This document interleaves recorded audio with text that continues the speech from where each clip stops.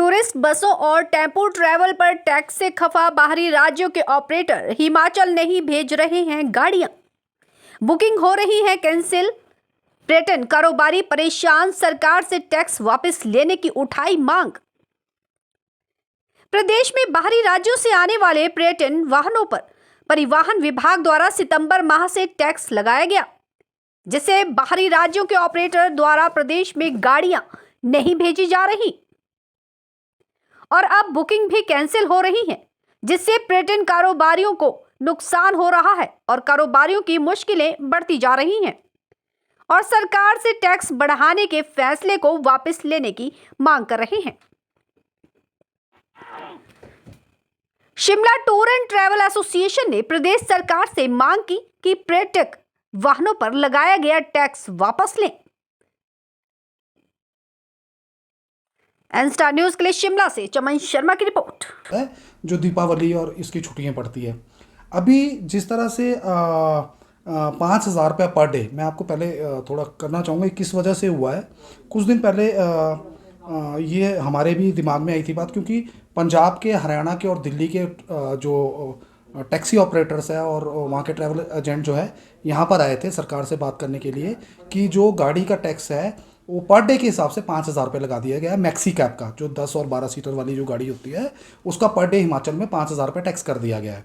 और 5,000 रुपये जो टैक्स है, और बस का भी, जो बड़ी बसेस है उसका भी 5,000 रुपये पर डे टैक्स कर दिया गया है।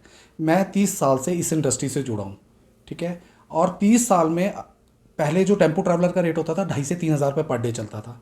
अभी टिल जो 2023 का जो रेट है वो 4,500 से 5,000 रुपये पर डे है।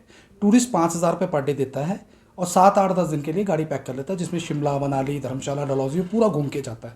क्योंकि जो पंजाब और हरियाणा के टूरिस्ट होते हैं वो मैक्सिमम 1 या 2 दिन के लिए आते हैं, 1 नाइट या 2 नाइट के लिए।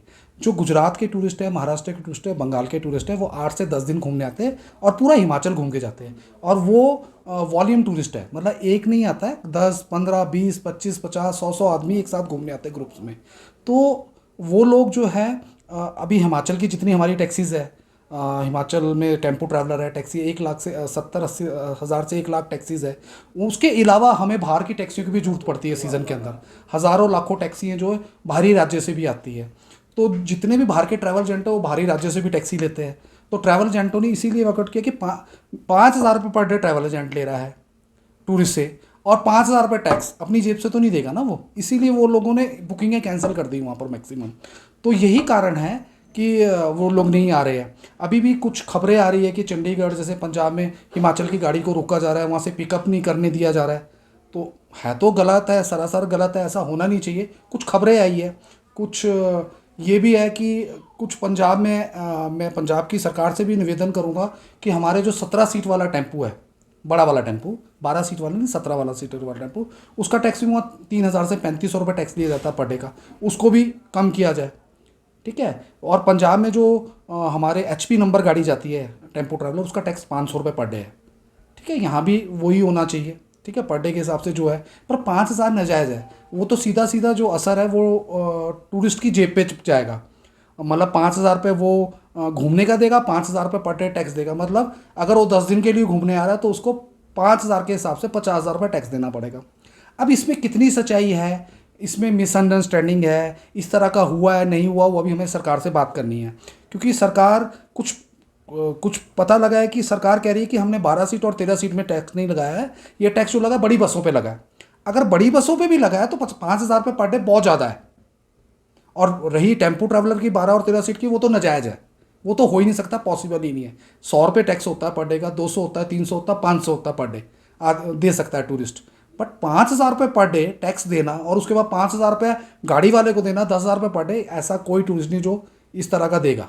पर अब बोलना मुश्किल है। अगर सरकार 1-2 दिन के अंदर फैसला ले लेती है और जैसे मीडिया में खबर चले जाएगी तो नेचुरली टूरिस्ट आएंगे। क्योंकि प्रॉब्लम ये है कि बुकिंग जो है एडवांस में ट्रैवल एजेंट्स ने, बाहरी राज्य के जितने ट्रैवल एजेंट हैं उन्होंने उठा ली है बुकिंग, और यहाँ के ट्रैवल एजेंटों ने भी उठा लिया है। हम जो यहाँ के लोकल ट्रैवल एजेंट हैं उन्हें भी बाहर की गाड़ियाँ लेनी पड़ती है। जब हिमाचल की गाड़ियाँ कम पड़ जाती है तो हम भी पंजाब की गाड़ियाँ या हरियाणा की गाड़ियाँ या दिल्ली की गाड़ियाँ से अपना पिकअप करवाते हैं, पर हमने भी 5,000 रुपये पर डे टेम्पो उठाया हुआ, अब हम अपनी जेब से 5,000 जेब से पर डे थोड़ी ना देंगे। अगर एक टेम्पो 10 दिन को आ रहा 50,000 रुपये, मेरे पास अगर 50 बुकिंग है तो मैं तो करोड़ों में चला गया।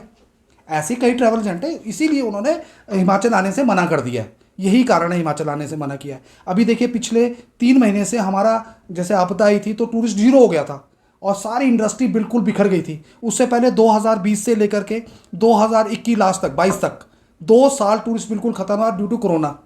उसके बाद हमारी इंडस्ट्री थोड़ी नवंबर में 2022 में उठी है और साल 1.5 साल में ये भी ख़त्म हो गई, ये 3 महीने की वजह से। अभी भी ऐसा नहीं कि टूरिस्ट बहुत ज़्यादा आ रहा है, ये 3 महीने का जो गैप पड़ा है इस वजह से टूरिस्ट बहुत कैंसिलेशन हुई है। देखिए मई और जून में अक्टूबर की बुकिंग उठ जाती है। क्या बोलना चाहूँगा, अक्टूबर की बंगाली सीज़न की जो बुकिंग है और दिवाली सीज़न की जो कमिंग सीज़न है, बंगाल, महाराष्ट्र और गुजरात की जो बुकिंग है वो जून महीने में बुक हो जाती है और जून में बुक करा लेते 4 महीने पहले ही, ठीक है। उसके बाद ये आपदा आई तो मैक्सिमम लोग डर गए, उन्होंने कैंसिल करा दी, मतलब 50% कैंसिलेशन हो गई थी। 50% जो बची है वो इस कारण कैंसिल हो जाएगी। इसका सीधा नुकसान जो है टूरिज्म इंडस्ट्री को पड़ेगा, हिमाचल की इंडस्ट्री को पड़ेगा, टूरिज्म इंडस्ट्री को पड़ेगा, सरकार को पड़ेगा। क्योंकि सरकार को टूरिस्ट आने से, यहाँ पर होटल में आने से और टैक्सी में GST मिलता है, रेवेन्यू जनरेट होता है। हिमाचल सरकार भी उससे चलती है, टूरिज्म इंडस्ट्री भी उससे चलती है। हम सब लोग जो है एक दूसरे के साथ कनेक्टेड है।